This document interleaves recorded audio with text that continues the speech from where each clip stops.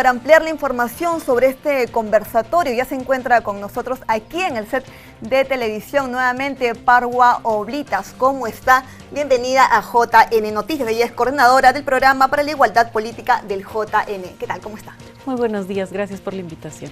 Bien, ahora sí vamos a ampliar la información con respecto a este conversatorio que se va a llevar a cabo el día de hoy. Tengo entendido que es una investigación que realizó el Jurado Nacional de Elecciones en conjunto con el CONADIS. ¿Puedes ampliarme un poco más sobre esto? Sí, nosotras venimos desarrollando desde el Jurado Nacional de Elecciones un trabajo conjunto con el Consejo Nacional para la Integración de las Personas con Discapacidad, CONADIS, a través de un convenio que tenemos, pero también en el cumplimiento de las normas que existen en nuestro país que protegen a las personas con discapacidad y también una política nacional que está en ejecución. Entonces, gracias a este convenio, a esta alianza interinstitucional, hemos podido realizar una investigación que tiene por objetivo presentar cómo ha sido, cómo está, cuál es la situación de la participación política de las personas con discapacidad, ¿no? Entonces, hace ya varios meses, incluso desde el año pasado, hemos desarrollado este trabajo conjunto. Bien, como has realizado, hay unas normas precisamente que promueven, ¿no?, la participación de los derechos políticos de las personas con discapacidad, pero bien sabemos también de que en la práctica no esto es 100%, ¿no? Se podría decir un 80%. ¿Por qué entonces hay esas barreras que quizás impiden la participación política de estas personas? Sí, existen diversas barreras, las hemos comprobado en las entrevistas que se han desarrollado a 6 personas con discapacidad en esta investigación, entre personas que son parte del electorado, candidaturas, incluso quienes han sido autoridades, ¿no? Y ellas han manifestado que principalmente se pueden identificar 4 barreras en la participación política. ¿Cuáles serían esas barreras? Están las físicas, esto de la accesibilidad para las personas con discapacidad, por decir, si una persona es candidata con silla de ruedas y tiene que asistir a un meeting, quizá no va a poder hacerlo por la accesibilidad y porque no hay un ingreso adecuado para una persona en silla de ruedas. O le pasa lo mismo a una persona que tiene una discapacidad visual.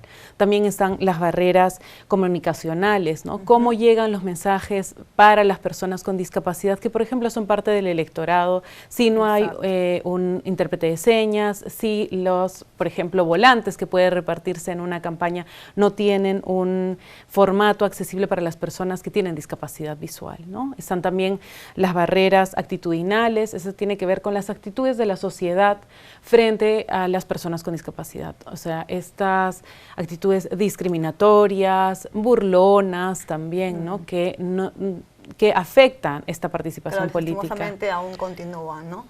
Y justamente debemos impedir eso, de que no existan esas barreras para las personas con discapacidad. Entonces, ¿cómo se ha llevado a cabo las últimas elecciones para este tipo de personas? Sí, si bien es cierto, en los procesos subnacionales, es decir, en las elecciones regionales y municipales y también en las elecciones generales, la participación ha ido aumentando. No vamos a decir que es la más grande, pero sí ha ido incrementando en los años. Por ejemplo, en las elecciones subnacionales, del 2010 al 2022, en estas últimas elecciones, hubo 1.956 candidaturas de personas con discapacidad. Eso todavía solo significa el 0,56 de todas las candidaturas. Sin embargo, por ejemplo, a 2010, que fueron 230, en 2022 fueron 615. Entonces, hay un incremento en esta participación. Lo mismo ocurre en las elecciones generales, ¿no? Aún la cifra es muy poca. En estos últimos años de procesos electorales solo han habido 97 candidaturas de personas con discapacidad, pero sí es un incremento frente a las elecciones generales del 2021, que solo fueron 19, ¿no? Entonces, esto va subiendo. Sin embargo, por ejemplo, las personas con discapacidad no se presentan a cargos ejecutivos, es decir, para el gobierno regional o vicegobierno regional, sino más bien solo o principalmente para regidurías distritales, ¿no? Entonces todavía hay una brecha en esta participación política, siendo candidatos y candidatas. Claro, y ya que me has mencionado cifras, sabrás cuáles son las cifras de las personas con discapacidad en nuestro país, ¿no? En especial del electorado peruano. Sí, gracias al censo que se realizó el 2017, se ha podido identificar que más de 3 millones de personas en nuestro país, de ciudadanos y ciudadanas peruanas, tienen algún tipo de discapacidad, es decir, alguna limitación en sus actividades, ¿no? O para el desarrollo de sus actividades, mejor dicho. Principalmente son mujeres, el 56% son mujeres frente a un 43,3% que son hombres de esta población. Y la población electoral, o sea, quienes acuden a votar y participan en política, son 140.000 personas en estas últimas elecciones, ¿no? Esta cifra también se ha incrementado frente, por ejemplo, a las elecciones regionales y municipales de 2014, que fueron un poco más de 70.000 personas. Entonces, casi la cifra del electorado de personas con discapacidad se ha incrementado también. Y entonces, a raíz de la aprobación de la Ley de Paridad y Alternancia, ¿ha variado un poco con respecto a la participación de las personas con discapacidad? Sí, también, ¿no? Como esta norma que promueve la participación de las mujeres, lo hace también para las mujeres en su diversidad. Entonces, sí podemos ver que se ha incrementado esta cifra en las elecciones regionales y municipales. Por ejemplo, ha habido un 28,3% de participación de mujeres con discapacidad frente a un 6%, por ejemplo, que hubo en las elecciones regionales y municipales 2018.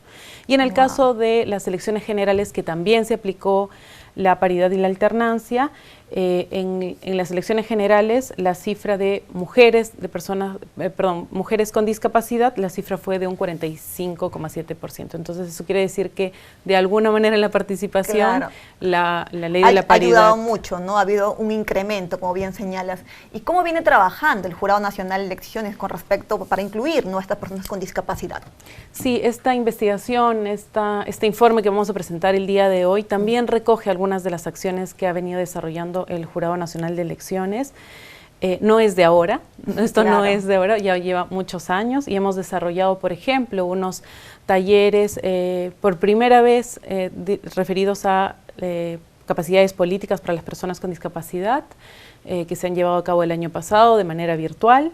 También hemos desarrollado en varios procesos electorales mesas de diálogo con las organizaciones de sociedad civil de personas con discapacidad, con quienes planificamos algunas acciones en el marco de los procesos electorales, ¿no? Por ejemplo, estas acciones han sido las agendas por la igualdad, que recogen las demandas, las principales problemáticas que tienen las personas con discapacidad y son presentadas a los partidos políticos. También hemos hecho análisis de los planes de gobierno, en la que hemos visto cuántas propuestas los partidos políticos ponen en sus planes de gobierno y luego pues si las van a cumplir.